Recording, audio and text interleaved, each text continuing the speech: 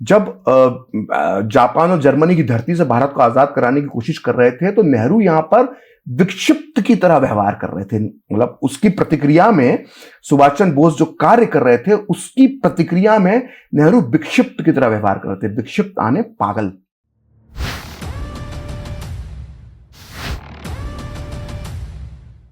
ये जो 1942 में जो शुरू किया, वो जैसे आपने पहले कहा कि एक साइड पे आईएनए बन गई और वो आ रही है इंडिया की तरफ सुभाष चंद्र बोस के लीडरशिप में। ये इसलिए तो नहीं कर दिया कि ये वायलेंस है, क्योंकि आर्मी रिलेट्स टू वायलेंस, और ये तो अहिंसा के मार्ग पे चलते हैं और उस पे आजादी दिलाना चाहते हैं। तो ये सबसे बड़ी इनसिक्योरिटी हो गई थी क्या इनकी कि मैं तो भाई अगर ये इफेक्टिव हो जाते हैं तो मेरा जो इतने सालों की तपस्या है या जो एफर्ट्स है वो पूरा खत्म हो जाएगा इनके ऊपर, जनता का पूरा। तो वो एक वजह थी, क्योंकि मौलाना आजाद अपनी पुस्तक में लिख के गए कि गांधी जी भी प्रभावित होने लगे थे सुभाष चंद्र बोस के कार्यों से। अच्छा। ये मौलाना आजाद लिखते हैं कि उन्होंने जिस तरह से वो विदेशों में काम किया तो गांधी की नजर में भी वो नायक एक अलग, मतलब शुरुआत से गांधी जी उनकी तारीफ तो करते ही थे सुभाष चंद्र बोस की, लेकिन जो उन्होंने बाहर जाके किया था उससे गांधी भी प्रभावित होने लगे थे, ऐसा मौलाना आजाद लिखते हैं।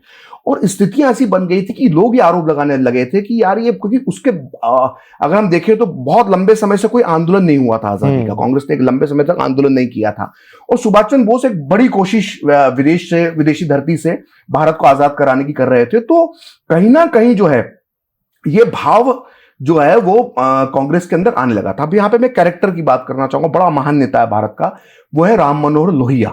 राम मनोहर लोहिया ने अपनी पुस्तक लिखी है भारत विभाजन के गुनहगार।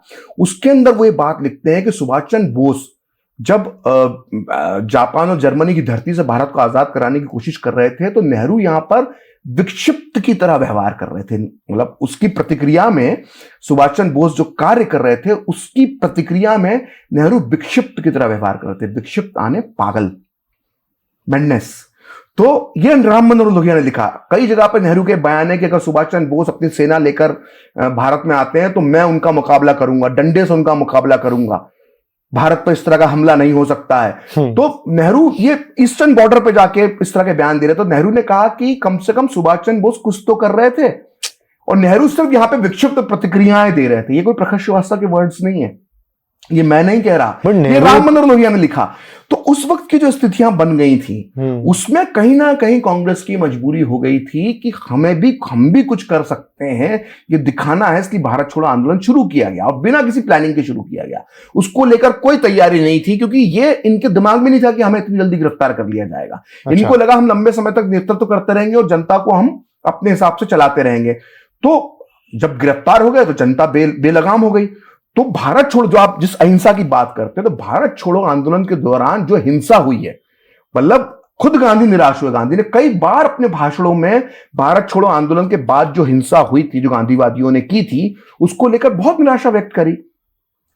सरकारी जो डाक खाने होते थे उनके जो तार की लाइन होती थी वो काट दी जाती थी, पटरियां उखाड़ दी जाती थी, आगजनी होती थी, लूटपाट की घटनाएं होती थी, सरकारी दफ्तरों को लूट लिया जाता था। मतलब ये कुछ समय तक अराजक माहौल, खासकर बिहार और यूपी, ईस्टर्न यूपी में सब बहुत हुआ उस दौरान। तो वो एक हिंसक आंदोलन में तब्दील हो गया था। तो वो एक छितरा हुआ आंदोलन था जिसकी कोई रूपरेखा नहीं थी।